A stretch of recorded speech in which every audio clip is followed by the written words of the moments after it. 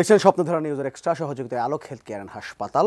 আজকের আমাদের আলোচনার বিষয় রাজনীতির নতুন মোড়। নিশ্চয়ই বুঝতে পারছেন কয়েকদিন ধরে রাজনীতির নানা বিষয় বিতর্ক হচ্ছে, নানা ধরনের উত্তপ্ত আলোচনা হচ্ছে। সেই বিষয়গুলো নিয়ে একটু কথা বলার চেষ্টা করবো। দুজন অতিথি আছেন আমাদের সঙ্গে স্টুডিওতে, একটু পরিচয় করে দিই। আমাদের সঙ্গে আছেন সিনিয়র সাংবাদিক মাসুদ কামাল এবং আছেন গণসংহতি আন্দোলনের প্রধান সমন্বয়কারী জুনায়েদ সাকি। দুজনকে ধন্যবাদ এবং স্বাগত আমাদের অনুষ্ঠানে। জুনায়েদ সাকি, আপনাকে দিয়ে শুরু করবো। প্রথম যে শিরোনামটা ছিল যে আজকে প্রধান উপদেষ্টা তার ভাষণে বলেছেন যে ঐক্য ভাঙতে চায় পলাতক শক্তি, এবং আপনি দেখছিলাম গতকাল সম্ভবত একটা অনুষ্ঠান বা ইফতারে বলেছিলেন যে একদল এই 15 আগস্ট নিয়ে বা 5ই আগস্ট নিয়ে একদল ক্রেডিট নেওয়ার একটা প্রতিযোগিতা চলছে এবং একটা বিভাজন তৈরি করার চেষ্টা করছে, ট্যাগিং করা হচ্ছে ফ্যাসিস্টের কায়দায়। এতে পুরনো ফ্যাসিস্টদের পুনর্জাগরণের পথ তৈরি হবে। যারা বিভাজন তৈরি করবে তাদের শত্রু হিসেবে চিহ্নিত করতে হবে। আসলে ঐক্যটা ভাঙতে চাচ্ছে, মানে আমি যদি বলি, যদি প্রধান উপদেষ্টা যেমন বললেন যে পলাতক শক্তির ঐক্য ভাঙতে চায়, কিন্তু আমরা তো এখন দেখতে পাচ্ছি যে বাংলাদেশে যে রাজনৈতিক দলগুলো আছে তাদের যে কথাবার্তাগুলো শুনছি, তারাও তো খুব একটা ঐক্যের সুরে কথা বলছেন না। আপনারাই তো ঐক্যের সুরে খুব একটা বলছেন না। ধন্যবাদ আপনাকে। আমি আমার সহ-আলোচক সহ যারা দেখছেন এই অনুষ্ঠান সবাইকে শুভেচ্ছা জানাই, সালাম জানাই। আসসালামু আলাইকুম। দেখুন, গণতান্ত্রিক ব্যবস্থার মধ্যে তো প্রতিযোগিতা প্রতিদ্বন্দ্বিতা থাকবে এবং কারা রাষ্ট্র ক্ষমতায় যাবে সে নিয়ে তো একটা প্রতিযোগিতা চলে। সেটা কখনো কখনো এমনকি সংঘাতেরও রূপ নিতে পারে। কিন্তু যদি একটা ব্যবস্থা শক্তিশালী থাকে তাহলে ওই ব্যবস্থার অধীনে এর একটা মীমাংসাও হয় এবং শান্তিপূর্ণ ক্ষমতা হস্তান্তরের পথ, নির্বাচন, জনগণকে জয় করে একটা জায়গায় যাওয়া ইত্যাদি। আমরা এখন যে পর্ব পাড়ি দিচ্ছি সেখানে এই প্রতিযোগিতা প্রতিদ্বন্দ্বিতা এখানেও থাকবে, কিন্তু একটা ফ্যাসিবাদী ব্যবস্থা এবং ফ্যাসিবাদী শাসক, তার বিরুদ্ধে আমরা লড়াই করেছি। শাসকের বিদায় হয়েছে কিন্তু ব্যবস্থাটা পুরোপুরি এখনো বিদায় নেয়নি এবং সেই ব্যবস্থাটা বদল করতে হবে, একটা গণতান্ত্রিক ব্যবস্থা নির্মাণ করতে হবে। সেটাকে আমরা নতুন রাজনৈতিক বন্দোবস্ত, গণতান্ত্রিক বন্দোবস্ত কিংবা গণতান্ত্রিক সংবিধান, একটা রাষ্ট্র ব্যবস্থার বিনির্মাণ এবং নানা ভাষায় এটা বলা হচ্ছে। সেই যে লক্ষ্য, সেই লক্ষ্যটা এবং সেই কাজটা একটা ঐতিহাসিক কর্তব্য আকারে আমাদের সামনে হাজির আছে। তার মানে আমরা প্রতিযোগিতা করব, কিন্তু ব্যবস্থা নির্মাণের ঐতিহাসিক দায়িত্বটা যদি আমরা পালন করতে কোনোভাবে ব্যর্থ হই তাহলে আমাদের প্রতিযোগিতা আমাদেরকে খাদের মধ্যে ফেলে দিবে। ফলে এই সময়ে এই দিকটা মনে রাখা দরকার যে ফ্যাসিবাদের বিরুদ্ধে একটা জাতীয় ঐক্য গড়ে উঠেছিল, সেই ন্যূনতম জাতীয় ঐক্য রক্ষা করা দরকার এই গণতান্ত্রিক ব্যবস্থা নির্মাণের লক্ষ্যে এবং এই কর্তব্যটা পালন করার জন্য। তো সুতরাং আমাদের যা কিছু প্রতিযোগিতা প্রতিদ্বন্দ্বিতা এই ন্যূনতম জাতীয় ঐক্য, যেটা এই উত্তরণ পর্বের জন্য দরকার গণতান্ত্রিক ব্যবস্থা নির্মাণের জন্য, তার অধীনে করা দরকার। প্রতিযোগিতা হবে জাতীয় ঐক্যের অধীনে, কারণ আলটিমেটলি প্রতিযোগিতা যদি জাতীয় ঐক্যকে ছাড়িয়ে যায় তাহলে তো এর সুযোগ নেবে পরাজিত ফ্যাসিস্ট এবং তার দেশি বিদেশি। ফাউল প্লেটা হচ্ছে না এখন কি মনে, এখন যেভাবে বক্তব্য শুনছি? ওয়েল, মানে ধরেন খেলা, মানে আপনি যদি আবারও আপনারা খেলার টার্মে ফেরত যাচ্ছেন, তো খেলার টার্মে দেখলে তো খেলার মধ্যে তো ফাউল হতেই পারে, কিন্তু ওইটা স্মরণে রাখা দরকার। একেবারেই যে সবাই ব্যাকরণ মেনে খুব শুদ্ধ করে রাজনীতিটা করতে পারবেন সেটার সাথে অভিজ্ঞতা, চর্চা, মানে বৈশিষ্ট্য, কার স্বার্থের প্রতি কে বেশি গুরুত্ব দিচ্ছে, এটা অনেক কিছু নির্ভর করে। মানে একটা গণতান্ত্রিক চর্চার মধ্যে দিয়ে গড়ে উঠলে, জনগণের স্বার্থ প্রাধান্যে থাকলে তখন আপনার আচার আচরণ, বক্তব্য একরকম হবে। আর আপনি যদি ব্যক্তি স্বার্থ, গোষ্ঠী স্বার্থ দ্বারা চালিত হন এবং জনগণকে তোয়াক্কা না করেন, ঐতিহাসিক দায়িত্ব আপনি ভুলে যান, তখন আপনার ভূমিকার মধ্যে অনেক আপনার কথায় ফাউল আসবে। তো যেটা হচ্ছে যে একটা জায়গা আমরা দেখতে পাচ্ছি যে হঠকারিতার একটা মানে নানান প্রবণতা। তো হঠকারিতাকে অনেক সময় নানান চটকদার স্লোগানে আড়াল করা হয়, সেইটা যাতে না হতে পারে। কারণ আমরা এটা মনে রাখা দরকার, কালেকটিভলি একটা সকলে মিলে একটা অভ্যুত্থান করেছে। জনগণের প্রত্যক্ষ অংশগ্রহণে, তার রাজনৈতিক দল, শ্রেণী সংগঠন, ব্যক্তি, সিভিল সোসাইটি, সর্বোপরি আমাদের শিক্ষার্থীরা যারা অগ্রণী ভূমিকায় ছিল, সবাই মিলে এবং এত বড় আত্মত্যাগের মধ্যে দিয়ে, যেখানে শিশু, বৃদ্ধ, নারী, পুরুষ, বাঙালি, চাকমা, হিন্দু, মুসলমান, মানে কেউ আপনার বাদ যায়নি, প্রবাসীরা পর্যন্ত জেলে গিয়েছে। কাজে মনে রাখা দরকার যে আপনার এই পুরো জাতীয় জাগরণটা, এইটাকে একটা কাঙ্ক্ষিত জায়গায় নিতে হবে। এখন স্পিরিট কে কম বেশি কে ধারণ করে, কে কার স্বার্থ প্রতিনিধিত্ব করে, সেই নিয়ে তো আসলে একটা প্রতিযোগিতা থাকবেই। সেই টানাটানিটাই কিন্তু গণতন্ত্র। গণতন্ত্র মানে একটা রাষ্ট্রের ব্যবস্থাটাকে একটা ময়দানের সাথে তুলনা করেন, যেখানে অনেকগুলো পক্ষ একটা দড়ি টানাটানি করছে এবং প্রত্যেকেই কোনো না কোনো শ্রেণীর স্বার্থে, কোনো না কোনো গোষ্ঠীর স্বার্থে সেই টানাটানিটা হচ্ছে। বৃহত্তর জনগণের যে বৃহত্তর স্বার্থ, সেই পক্ষে টানার জায়গাটা থাকলে কিংবা সেইটার যে কর্তব্য সেটা পালন করলে আমার মনে হয় যে এই টানাটানিতে আপাতত পুরো ব্যবস্থাটা ভেঙে পড়বে। আবার আসছি আপনার মাসুদ কুমার, আপনার কাছে যেটা জানতে চাইবো, গত কয়েকদিন ধরে যে বিতর্ক আমরা দেখতে পাচ্ছি, আমি যদি বিতর্কের বাইরে যে যারা বিতর্কটা তৈরি করলো বা রাজনীতিবিদরা যেভাবে কথা বলছেন, কিন্তু যারা আসলে এই বিতর্ক কেন্দ্রে আছেন তারা আসলে এই ব্যাপারটাকে কীভাবে ম্যানেজ করছেন? এক যদি বলি যে আমি সেনাপ্রধানের কথা বলি, তিনি কিভাবে ম্যানেজ করছেন, তার ম্যানেজটা যে তিনি ভেবে কথা বলছেন সেটা আপনার কেমন লাগছে? এবং প্রধান উপদেষ্টা যেভাবে কথা বলছেন বা তিনি যেভাবে আজকে ভাষণ দিলেন, সব কিছু তিনি কীভাবে ম্যানেজ করছেন, সব কিছু মিলে আপনার কাছে কেমন মনে হচ্ছে? আপনার আমি সেনাপ্রধানের কথা বলি। সেনাপ্রধান কালকে একটা মানে ভাষণ দিয়েছেন তার সেনা কর্মকর্তাদের সঙ্গে। ঢাকায় যারা ছিলেন তারা তার সামনে ছিলেন, আর যারা ঢাকার বাইরে ছিলেন তারা অনলাইনে যুক্ত হয়েছিলেন, এবং সেখানে কোনো সাংবাদিক ছিল না। কিন্তু সাংবাদিক না থাকার কারণে ওখানে যারা উপস্থিত ছিলেন তাদের কথাবার্তার উপর ভিত্তি করে একাধিক মিডিয়ায় অনেক কিছু লেখা হয়েছে, সোশ্যাল মিডিয়াতেও আমি দু একটা পেয়েছি। তো এই সবগুলো পরে যে জিনিসটা আমার কাছে মনে হয়েছে, সেনাপ্রধানের বক্তব্য আমি মানে খুবই পছন্দ করেছি ব্যক্তিগতভাবে। আমার কাছে মনে হয়েছে যে তিনি খুবই গোছানো এবং মানে খুবই ধৈর্যশীলের মতো আচরণ করেছেন এবং ওই ধরনের একটা বক্তব্য দিয়েছেন। এবং অনেকে কিন্তু ওই সময়টাতে গত কয়েকদিনে বিভিন্নভাবে যেভাবে ওনাকে প্রভোগ করা হচ্ছিল, এবং এক্ষেত্রে ফ্রান্সের একজন ইউটিউবার উনি যেভাবে ওনাকে মানে রীতিমতো অশ্লীল ভাষায় গালাগালি পর্যন্ত শুরু করেছিলেন, সেক্ষেত্রে কিন্তু অনেকের মধ্যে একটা ধারণা ছিল যে মানে সেনাবাহিনীর মধ্যে উত্তেজিত হয়ে যাচ্ছে, অথবা উত্তেজিত অবস্থায় হয়তো তারা কোনো পদক্ষেপ নিতে যাচ্ছে। এই ধরনের কথা কিন্তু গুজব আগের রাত্রে আমরা কিন্তু শুনেছি। কিন্তু সেই পুরো জিনিসটার মধ্যে মনে হলো উনি কেবল ঠান্ডা পানি না, বরফ ভেজানো পানি ঢেলে দিয়েছেন। এবং ওনাদের শেষ কথাটা আমার কতগুলো কথা আমার খুব পছন্দ হয়েছে। উনি বলেছেন যে দেশ চালাবে একটা রাজনৈতিক শক্তি, গণতান্ত্রিক শক্তি, এবং গণতান্ত্রিকভাবে যারা দেশের রাষ্ট্র ক্ষমতায় আসবেন তাদের সঙ্গে সহযোগিতা করে আমাদের কাজ। এই যে কথাগুলো, এবং অনেকে কিন্তু এমনও ছিল, আমি দেখেছিলাম তার আগের দিন, অনেকে ওই সমস্ত মানে আপনার কথার প্রেক্ষিতে মানে এই যে যাদেরকে আমরা পরাজয় শক্তি পড়ছি, যে আওয়ামী লীগের অনেকে কিন্তু এমনও আশায় বুক বেঁধেছিলেন এবার বোধহয় ওনার উপর ভর করে তারা আবার ফিরে আসতে পারবেন। তো সেটাও মনে হয় মানে আমার মনে হয় নেই আর কি। কারণ তাদেরকে এটা বুঝতে হবে, তাদেরকে ফিরে আসতে হলে অন্য কারোর উপর ভর করে আসা যাবে না, তাদের জনগণের উপর ভর করে আসতে হবে। অন্য কেউ তাদের ফিরে আনতে পারবে না। যদি কেউ তাকে ফিরে আনে, একটা কথা মাথায় রাখবেন, শেখ হাসিনা কিন্তু এদেশের মানুষ বিতাড়িত করেছে। যে যাই বলুক ভাই, অনেক গান আছে এখন, এই ষড়যন্ত্র ওই ষড়যন্ত্র বলতে পারে, এদেশের মানুষ শেখ হাসিনাকে বিতাড়িত করেছে দেশ থেকে। এটি হলো বাস্তবতা। আমরা তো দেশের মানুষ, আমরা তো বুঝি ভাই, যে ব্যক্তিকে দেশের মানুষ বিতাড়িত করেছে তাকে এনে যদি আবার কেউ বসায়, এরপর হয়তো আরও ভয়ঙ্কর কিছু হতে পারে। কাজে এটাও তো সহজ না ব্যাপারটা। কাজেই ওনার উপর যারা ভরসা করছিলেন যে এইবার কিছু একটা হবে, এটা একদম পুরো পানি ঢেলে দেওয়া হয়েছে এখানে। এবং আমি এক্ষেত্রে সেনাবাহিনীর পক্ষ থেকে সেনাপ্রধানের যে সেন্সিবল বক্তব্য, এটাকে আমি মনে করি যে এটা খুব একটা ভালো কাজ উনি করেছেন। আর আজকে প্রধান উপদেষ্টা যে বক্তব্য দিয়েছেন আমি পুরোটা শুনিনি, শেষ দিকে একটু অংশ আমার শোনা হয়নি, বেশ লম্বা বক্তব্য ছিল। প্রথম দিকে যে বক্তব্যগুলো শুনেছি, উনি তো প্রথম 3 মিনিট থেকে 3.5 মিনিট মতো ব্যয় করেছেন যে বাজার ব্যবস্থাপনায় ওনারা কি সাফল্য এনেছেন সেই বক্তব্যে। আমি প্রধান উপদেষ্টাকে বলবো, দেখেন আসলে কিন্তু বাজার ব্যবস্থাপনায় একটা সাফল্য এসেছে, কোনো সন্দেহ নেই। আমি মনে করতে পারি না গত কয়েক বছরে রমজানে দেশের মানুষ বাজার দর নিয়ে চিৎকার চেঁচামেচি করলো না, এটা আমি প্রথমবার দেখলাম। এটা তো হয়েছে।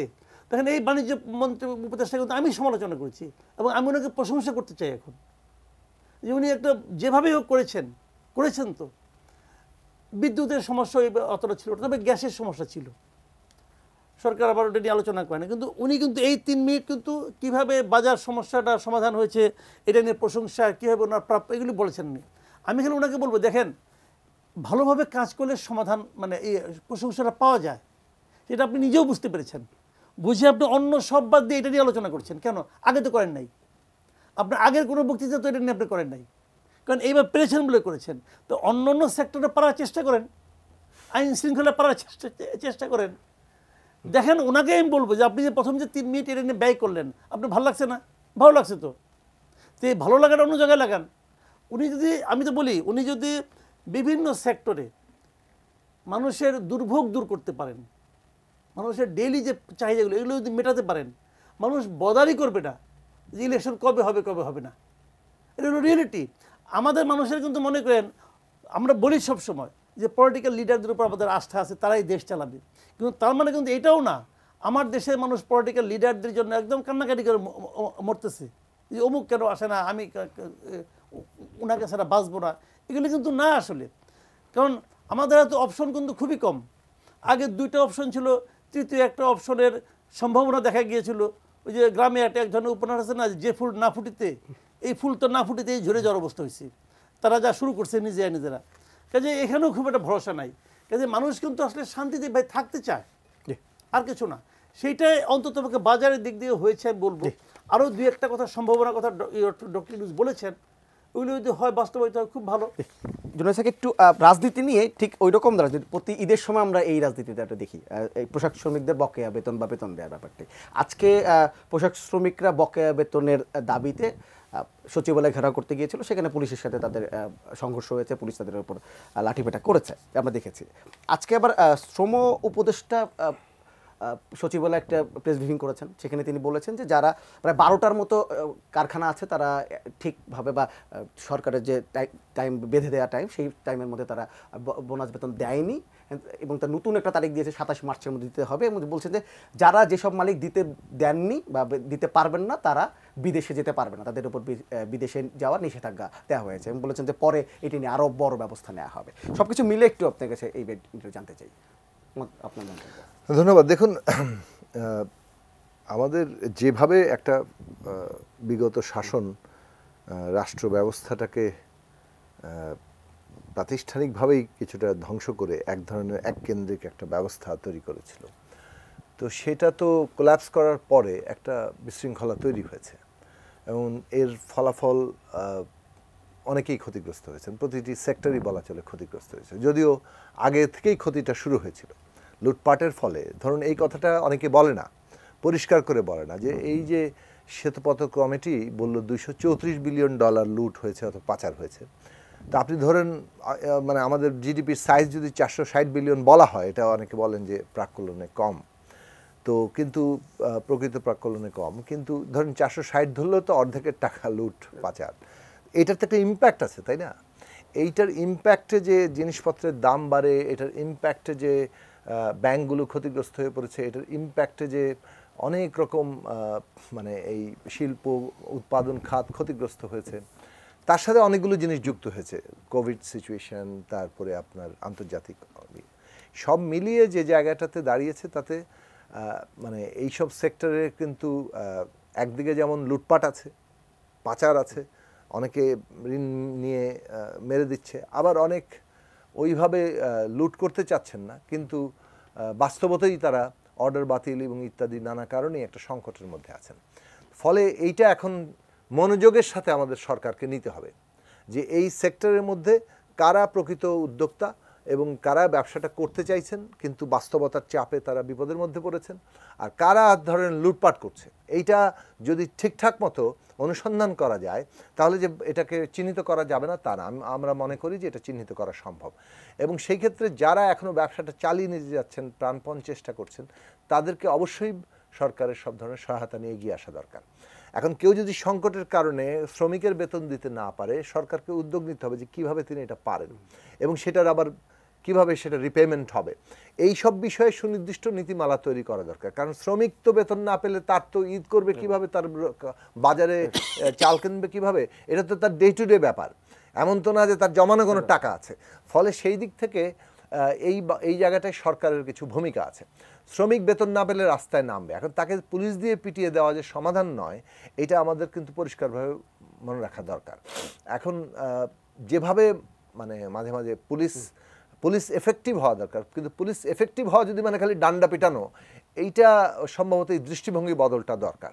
পুলিশের এফেক্টিভ হওয়া মানে কিন্তু শুধু ডান্ডা পিটানো না। পুলিশের এফেক্টিভ হওয়া মানে হচ্ছে সত্যিকার অর্থে যেখানে একটা আইন শৃঙ্খলা পরিস্থিতি খারাপ হচ্ছে, যেখানে নাগরিকের নিরাপত্তা খারাপ হচ্ছে, সেইখানে একটা মানে জোরদার ভূমিকা নেওয়া। কিন্তু যেখানে মানুষ তার প্রতিবাদ নামছে, সেই প্রতিবাদ সে নামতে হচ্ছে তার পেটের দায়ে, তার অস্তিত্বের সমস্যার কারণে, সেখানে সংবেদনশীল থাকা এটা অত্যন্ত জরুরি। ফলে পুলিশের দৃষ্টিভঙ্গিগত বদল দরকার।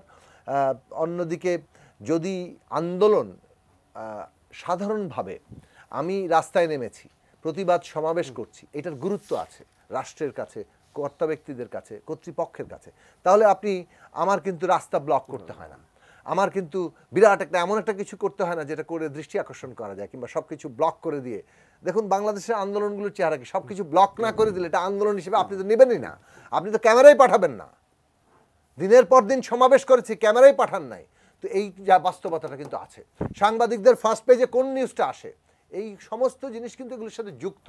কাজে আমরা মনে করি যে ধরেন বদলানোটাও একটা পুরো মানে প্রক্রিয়া, এটা একটা সার্বিক ব্যাপার। আপনার মিডিয়ার দৃষ্টিভঙ্গি সবচেয়ে বড়, প্রথম হচ্ছে রাষ্ট্রের দৃষ্টিভঙ্গি, কর্তৃপক্ষের দৃষ্টিভঙ্গি, যে একটা যখন দাবি উঠেছে সেটা শান্তিপূর্ণভাবে উঠলো, সেটাকেই সবচেয়ে গুরুত্বের সাথে নেওয়া দরকার, যাতে করে ওই বিবেচনাবোধটা মানে সবাই দেখতে পায় যে না, সরকারের কাছে আমরা দিয়েছি, সরকার এটা নিয়ে কাজ করবে। তখন কিন্তু আপনি প্রতিবাদের জায়গাতে মানে ভায়োলেন্ট হওয়াটা আপনি এত সহজে দেখবেন না। এখন পুলিশ যদি মনে করে ভাই আমার উপরে হামলা করেছে, আমি খালি এই জায়গাটাতে ধরেন মনে হয় যে উভয় মানে পুলিশের দিক থেকে আরো অনেক বেশি দৃষ্টিভঙ্গিগত এবং কিভাবে ম্যানেজমেন্ট তার স্কিল বাড়ানো যাবে সেই বিষয়ে গুরুত্ব। আপনি বলছিলেন আমার কাছে মনে হয়, যেটা মনে হয় যে বিদেশ যাও, আমি এগেন বললাম যে মালিকদের মধ্যে এখানে ভাগ করা দরকার। আশা করি তারা এই বিষয়ে যথেষ্ট নজর দিবেন অথবা দিচ্ছেন। আমি ধরে নিতে চাই যে তারা দিচ্ছেন, যে মালিকদের মধ্যে এইটা, আমরা তো একই সমাজে থাকি, ফলে আমরা অনেকের ক্ষেত্রে জানি যে তারা সিরিয়াসলি একটা ওই কোভিডের কারণে মানে যে অর্ডার বাতিল, তারপরে ধরেন অনেকগুলো কারণে তাদের এই ধরনের ঘটনা ঘটেছে, ওই বিপর্যয়ে এখনো সামলে উঠতে পারছেন না, যার ফলে তারা ব্যবসা চালানোর জোর চেষ্টা করে হয়তো পারছেন না, সেই সব বিষয়গুলোকে চিন্তা করতে হবে। জি আজবাব, আপনার কাছে কথা শুনে মনে হলো যে যখন হরতাল হতো, যখন হরতালে খুব মারামারি বা গাড়ি ভাঙচুর না হলে আমরা বলতাম ঢিলে ঢালা হরতাল, এই ট্যাগ দিয়ে দিতাম। আচ্ছা, আমি একটু মাসুদ ভাই আপনার কাছে আসতে চাই। একটু একটা বিষয় নিয়ে বেশ আলোচনা হচ্ছে। সার্জিস আলম তিনি তার এলাকায় গিয়েছেন, তিনি প্রায় খানিক গাড়ি নিয়ে তিনি শোডাউন করেছেন। এটি নিয়ে বিএনপির পক্ষ থেকেও মির্জা ফখরুল ইসলাম আলমগীর দিয়েছেন যে যারা 100 গাড়ি নিয়ে শোডাউন করে তারা কী করবে আমাদের জানা আছে। এবং আজকে যেটি হয়েছে, জাতীয় নাগরিক পার্টির যিনি জ্যেষ্ঠ যুগ্ম সদস্য সচিব তাসমিন জারা, তিনি একটি ফেসবুক স্ট্যাটাস দিয়েছেন এবং তিনি সার্জিসের কাছে জানতে চেয়েছেন যে এই যে এত বড় একটি শোডাউন করলেন, সেই টাকার ব্যবস্থাপনা তিনি কোত্থেকে করেছেন সেটি জাতির সামনে বলা দরকার। আপনার কাছে এটা মন্তব্য জানতে চাই। তাসনিম যারা যেটা বলেছেন, আমি মানে খুবই হ্যাপি যে উনি ওনার দলের ভেতর থেকেই প্রশ্নটা তুলেছেন। এই ধরনের অ্যাকাউন্টেবিলিটি থাকা উচিত, ট্রান্সপারেন্সি থাকা উচিত, তো সবার ক্ষেত্রেই থাকা উচিত। বিচ্ছিন্নভাবে যেমন সার্জিস আলমের থাকা উচিত, ওনার বলা উচিত যে উনি কীভাবে কেন এই কাজটা করেছেন, কীভাবে করেছেন এটুকু বললেই হবে না, কেন করেছেন এটাও বলতে হবে।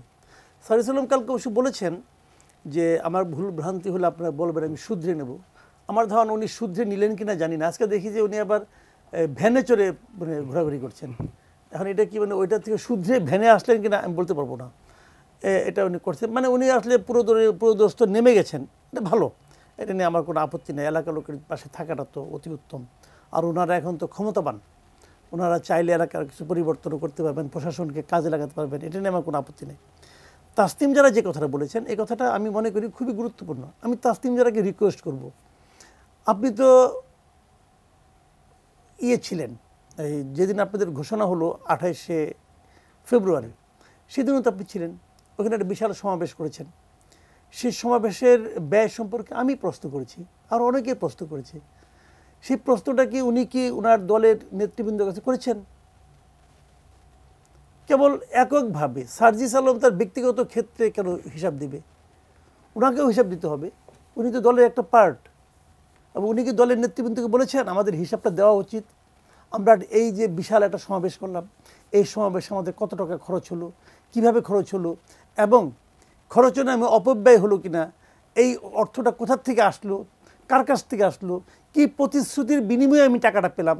শুনেন, ব্যবসায়ীরা কখনো কাউকে টাকা দেয় না, দান করে না, ব্যবসায়ীরা ইনভেস্ট করে। তো ব্যবসায়ী যখন আপনাকে 10 টাকা দিয়েছে, সেখানে এটা ইনভেস্ট করেছে, সে আপনার কাছ থেকে 10,000 টাকা আদায় করে নেবে। সে আদায়ের জন্য আপনি তাকে সম্মতি দিয়েছেন, অথবা মৌন সম্মতি দিয়েছেন, অথবা নিজেকে বিক্রি করেছেন। কিভাবে বিক্রি করেছেন, কে কে বিক্রি হয়েছে, এই হিসাবকে আমরা পাবো, আমাদের হিসাবটা চাই। অথবা হোটেল ইন্টারকন্টিনেন্টালে ওনারা যখন প্রায় 1,500 লোকের জন্য ইফতারি ব্যবস্থা করলেন, সেই টাকাটা কোত্থেকে আসছে? তাসলিম জারাকে সেই হিসাবটা চেয়েছেন? আমি তাসলিম জারাকে অবশ্যই ধন্যবাদ জানাবো। এখন বলেন যে উনি ওই দুইটা চান নাই, এইটা চাইছেন, অথবা আমি ধন্যবাদ জানাবো, তা না। কিন্তু ওনার প্রত্যেকটা কাজের জন্য ওনাকে ধন্যবাদ অথবা নিন্দা আমি করব। কিন্তু কাজে এটা চেয়েছেন, আমি ধন্যবাদ জানাচ্ছি। কিন্তু আপনার অন্য দল যখন বড় বড় হোটেলে ইফতার পার্টি করে, তখন তো আমরা তাদের কাছে জানতে চাই না যে আপনার টাকা কই। কে বললো চাই না? আমরা চাই। হয়তো সেই চাওয়াটা আমরা প্রকাশ করার সাহস পাই না। ওই দলগুলো কীভাবে চলে আমরা জানি। আমি একটা এক্সাম্পল দিয়ে বলি আপনাকে, তাহলে আপনি জিনিসটা আরও ক্লিয়ার হবে। এস আলমের এই টাকা পয়সার হিসাবে প্রথম যে বড় রিপোর্টটা হলো, এটা ডেইলি স্টার করেছিল। উনি কীভাবে $10 বিলিয়ন বাইরে পাঠিয়েছেন হয়েছিল। ওই রিপোর্টটা হওয়ার পর আওয়ামী লীগের শীর্ষ পর্যায়ের কোনো নেতাকে দেখেছেন যে তার সমালোচনা করতে, বলতে এস আলম কাজটা ঠিক করে না, তো এস আলমকে জবাবদিহি করা হোক? কেউ বলেছিল? করেনি। রাষ্ট্র তাকে সাপোর্ট দিয়েছে। বরং এক বিচারক রাষ্ট্রে বলা, সে বলছে এটা নিয়ে অমুক তারিখ পর্যন্ত 6 মাস তদন্তই করা যাবে না। এনায়েতুর রহিম নামে এক বিচারক ছিলেন, ওই বিচারক এটা বলেছিলেন। উনি আবার আওয়ামী লীগের বিরাট ঘনিষ্ঠ লোক, এবং মানে তদন্তই করা যাবে না। স্বাভাবিকভাবে কী হতে পারতো, যে দ্রুত তদন্ত করা হোক, কারণ ওই রিপোর্ট ঠিক কি বেঠিক দেখি আমরা। কিন্তু উনি তদন্তই বন্ধ করে দিয়েছিলেন। কেন দিয়েছিলেন বুঝতেই পারেন। আচ্ছা, এটা গেলো একটা পার্ট। ওই সময়ে আপনি পত্রপত্র এগুলো ঘাটেন, বিএনপির কোনো শীর্ষ পর্যায়ের নেতা এই হিসাব চেয়েছিল এস আলমের কাছে? চাইনি। কেন চাইনি? তার মানে এই সমস্ত অর্থ পাচারের ক্ষেত্রে দুই দলই এক। তখন কেন চাইনি? এখন তারা বলবে যে আমরা ভুলে গেছিলাম, অথবা অন্য কিছু, তাদের তো ভোলার অভ্যাস আছে। ধরুন বললো ভুলে গেছিলাম, অথবা ততটা গুরুত্বপূর্ণ মনে করে নাই, তাও তো হবে না ভাই, ওটা তো গুরুত্বপূর্ণ বিষয় ছিল। কেন চাইলেন না আপনারা? আমি শুনি নাই, অন্তত আমি দেখি নাই। যদি কেউ দিয়ে থাকেন তার জন্য আমি এটা দেখতে চাচ্ছি। তো এরকম ওই দলগুলি এরকম করে, এটা তো নতুন দলের জন্য উদাহরণ হতে পারে না। আমরা তো ক্লান্ত হয়ে গিয়েছিলাম আওয়ামী লীগ বিএনপি করতে করতে। আমরা তো একটা তৃতীয় শক্তি চেয়েছিলাম, যারা নাকি বিকল্প শক্তি হিসেবে আসবে এবং যারা প্রতিটা ক্ষেত্রে নতুন উদাহরণ তৈরি করবে। তো এরা তো নতুন উদাহরণ তৈরি করতে পারছে না। এদের উপর ভরসা করেছিলাম, হতাশ বেশি হচ্ছে এই জন্য। যাদের উপর ভরসা করি না তাদের নিয়ে তো আমার টেনশন নাই, যাদের উপর ভরসা করি তাদের নিয়ে তোমার টেনশন। জুনায়েদ স্যার, আপনার কাছে আসবো। আপনি যদি রাজনীতিতে থাকে সব কিছু মিলে, যে আপনি আপনার এলাকায় যখন নির্বাচনে যান, আপনাকে তো আমি কোনোদিন দেখিনি যে, বা আমাদের খেয়াল আসেনি এত বড় শখানে গাড়ি নিয়ে আপনি শোডাউন করবেন, বা এমন প্ল্যান কি আপনার আছে কিনা যদি আগামী নির্বাচনে যখন প্রার্থী হবেন? দেখুন, কে কোন ধরনের প্রচারণা করবে, শোডাউন করবে, সেটা তো আসলে যার যার রাজনৈতিক চর্চা কিংবা মানে লক্ষ্য, এগুলোর সাথে সম্পর্কিত আর কি। মানুষকে ঐক্যবদ্ধ করাটা জরুরি। এখন এখানে একদল ধারণা দাঁড়িয়েছে যে আমি যদি খুব আমার ক্ষমতা দেখাই, অর্থবিত্ত, আমার অনেক ক্ষমতা, তাহলে মানুষ ক্ষমতার পিছনে দৌড়ায়, অথবা সে কারণে আমার পিছনে এসে দৌড়াবে। তো এইটার ক্ষেত্রে যে জিনিসটা ঘটে, যে সুযোগ সন্ধানীদের মানে বেশি কি বলে শুরু হয় আর কি, তৎপরতা শুরু হয়। তো এই সুযোগ সন্ধানীরা যদি একটা দলের প্রধান বিষয়ে দাঁড়িয়ে যায়, তাহলে সেই দলের পক্ষে কোনো আদর্শগত লক্ষ্য কিংবা একটা ধরনের এই যে বৃহত্তর স্বার্থ এগিয়ে নিয়ে যাওয়া কঠিন হবে। কারণ যখন একটা দলের প্রধান শক্তি হয়ে যায় সুযোগ সন্ধানীরা, তারা প্রত্যেকেরই কিন্তু পার্সোনাল এজেন্ডা আছে। সেই এজেন্ডাতে হ্যান্ডেল করতে করতে আপনার দিন শেষ হয়ে যাবে, আপনি কোনো গ্রেটার ইন্টারেস্ট সার্ভ করতে পারবেন না। তো গঠনগত সমস্যা, যেমন ধরুন আমাদের এখানে পেট্রন ক্লায়েন্ট রিলেশনশিপ, এখানে সব রেন্ট সিকিং। আপনি এখানে এক দল বসিয়ে দিলেন হকার, আপনি প্রতিদিন, ওরা পরিশ্রম করছে, আপনি তার টাকা মানে ভাগ নিচ্ছেন, ওদের পরিশ্রমের টাকা আপনি আপনার নিজের পকেটে ঢোকাচ্ছেন। এটা হলো প্রাইভেট ট্যাক্স সিস্টেম। এই যে বখরাজীবিতা, এই যে প্রাইভেট ট্যাক্স সিস্টেমের মধ্য দিয়ে এর সাথে কিন্তু পলিটিক্যাল পাওয়ারের ডাইরেক্ট রিলেশনশিপ, ওখানে ওদেরকে বখরা দিয়েই চলতে হয়। তারপরে আবার আইন শৃঙ্খলা বাহিনীও নেয়, অন্যান্যরাও নেয়, এভাবেই চলেছে, আমরা দেখে এসেছি। এখন এই বন্দোবস্ত বদলে ফেলতে হবে। কিন্তু প্রশ্ন হচ্ছে যে আপনি যদি নিজে আবার সংগঠন করতে গিয়ে ওই একই রকম বিভিন্ন মানে মানে ক্লায়েন্টদের সমাবেশ ঘটিয়ে ফেলেন, তখন আপনাকে খালি প্যাট্রোনাইজ করে যেতে হবে এবং ওই স্ট্রাকচারটা আপনাকে মানে বৃহত্তর স্বার্থ রক্ষা করতে বাধা দিবে। দ্যাটস ওয়াই আমরা যেটা আমাদের মনে করি যে আমরা যেহেতু জনগণের বৃহত্তর স্বার্থকে প্রতিনিধিত্ব করতে চাই, সেটা নিয়ে রাজনীতি করতে চাই, সে কারণে আমাদের সব মানে মূল লক্ষ্য থাকে জনগণকে কিভাবে যুক্ত করব তার নিজের স্বার্থের জায়গা থেকে, তার প্রেরণার জায়গা থেকে, এবং সেইটা করতে গিয়ে আমাদের পদ্ধতিটা আলাদা। আচ্ছা, এটা আসি। তারপরে আমি মনে করি যে যা করবে এটা জনগণ বিচার্য এক। তবে এই যে একে অপরের উপরে যাতে কেউ হামলা না করে, আমরা সম্প্রতি দেখলাম যে বেশ কিছু জায়গায় হামলা হচ্ছে, হুমকি হচ্ছে। আমরাও আমাদেরও দলের বিভিন্ন জায়গায় আমাদের নির্বাচনী এলাকা হচ্ছে। কালকে দেখলাম হান্নান মাসুদকে ইয়ে করা হয়েছে, সেটাও নিন্দা জানাই। আর সবচেয়ে বড় কথা হচ্ছে আমরা একটা ঐতিহাসিক মুহূর্তে আছি, যেখানে আগামী সংসদ নির্বাচনের মধ্য দিয়ে কিভাবে সংবিধান একটা গণতান্ত্রিক সংবিধান হবে, সেইটা হচ্ছে সবচেয়ে গুরুত্বপূর্ণ। আমরা মনে করি আজকে আমরা জমা দিয়েছি সংস্কারের প্রশ্নটা, সংবিধান সংস্কার পরিষদের নির্বাচন হওয়া দরকার, যাতে করে আগামী এই সংস্কারটা, যেটা মৌলিক সংস্কার, সেটা জনগণের ম্যান্ডেট নিয়ে হয়, না হলে এটা কিন্তু টেকসই। আবার আসবো আপনার কাছে নিশ্চয় অন্য কোনো দিন এই বিষয়ে আর কথা বলবো। মাসুদ কামাল, একদম শেষ সময় চলে এসেছে, যদি আপনি বলেন যে যে হামলার কথা বলছিলেন, আমরা দেখতে পাচ্ছি এনসিপির একজন নেতার উপরে হামলা হলো, সবকিছু মিলে যে আপনি বলছেন যে রাজনীতি আগের জায়গাতেই কি থেকে যাচ্ছে কিনা পরিবর্তন? হ্যাঁ, আমার জন্য এটা হলো সবচেয়ে মানে হতাশার বিষয় যে আমরা একটা এই ঘটনা, এত বড় একটা ঘটনার পর আমরা একটা পরিবর্তিত রাজনীতি দেখতে চেয়েছিলাম। আমরা চেয়েছিলাম নেতা নেত্রীদের কথাবার্তায়, আচার আচরণে আমরা একটা চেঞ্জ দেখতে পাবো। আমি কিছুটা দেখেছিও। আমি অন্তপক্ষে আমি তো এটা বলবো যে বিএনপি রাজনীতিতে কিন্তু আমি একটা চেঞ্জ দেখি, অল্প অল্প হলেও দেখি। কিন্তু নতুন যে দলটা ছিল তাদের নিয়ে আমাদের সবচেয়ে বেশি ভরসা ছিল, সেটা দেখছি না। আবার বিএনপির এই যে চেঞ্জটা, যেটা উপরে পর্যায়ে দেখছি, সেটা মাঠ পর্যায়ে দেখছি না। এই হান্নান মাসুদকে যে যারাই মারুক, সেটা কারা মারলো আমি জানতে চাই না, কোনো না কোনো দলই তো মেরেছে, নির্দলীয় লোক তো মারে না রে ভাই। তো এই জিনিসটা তো আমরা চাই না। এবং আমি মনে করি যে দলের লোক মেরেছিল তাদের আইডেন্টিফাই করে, অচেনা তো লোক না, তাদের সেন্টার থেকে তাদের উপর কঠোর ব্যবস্থা নেওয়া হোক, যাতে নাকি এই ধরনের ঘটনা আর কোথাও না ঘটে। আমরা এই গাইড জোট দেখতে চাই না, মানুষের নীতির জোট দেখি আমরা। এক্স্যাক্টলি। সরকারকে একটা লাইন শুধু বলবো, যেমন উনি বললেন, আমিও মনে করি যে বাজার ব্যবস্থায় তারা অনেক সাফল্য দেখিয়েছে, দাম রোজার মধ্যে অনেকগুলো পণ্যের ক্ষেত্রে খুবই স্থিতিশীল ছিল সেই জায়গাটা, এবং কম ছিল যেতে করে মানুষের আয়ের মধ্যে। তার মানে সরকার চাইলে অনেকগুলো জিনিস পারা যায়। ফলে আইন শৃঙ্খলা যেমন পারবে, তেমনি এই যে নাগরিকের প্রোটেকশন, মাজার রক্ষা করা, নারীর নিরাপত্তা নিশ্চিত করা, আমাদের যে কোনো ধর্মীয় পরিচয়, জাতিগত পরিচয়, তাদের নিরাপত্তা নিশ্চিত করা, যাতে ইন্ডিয়ান প্রচারণা এভাবে না হতে পারে, এবং রাজনৈতিক প্রত্যেকটা দলের মধ্যে যে সহনশীলতা মানে বর্ডার লাইনটা থাকতে হবে, এটা সবার কাছে মেসেজটা দেওয়া। জি, আমরা একদম শেষ দিকে চলে এসেছি। আপনি দুজনকে ধন্যবাদ আমাদের সাথে যুক্ত হওয়ার জন্য, এবং আমরা গায়ের জোরে রাজনীতি আর থাকবে না এমন একটা প্রত্যাশা নিয়ে শেষ করবো। আগামী পর্ব দেখার জন্য আবারও আমন্ত্রণ জানাচ্ছি। ভালো থাকবেন, সুস্থ থাকবেন, এটি নিউজের সঙ্গে থাকবেন।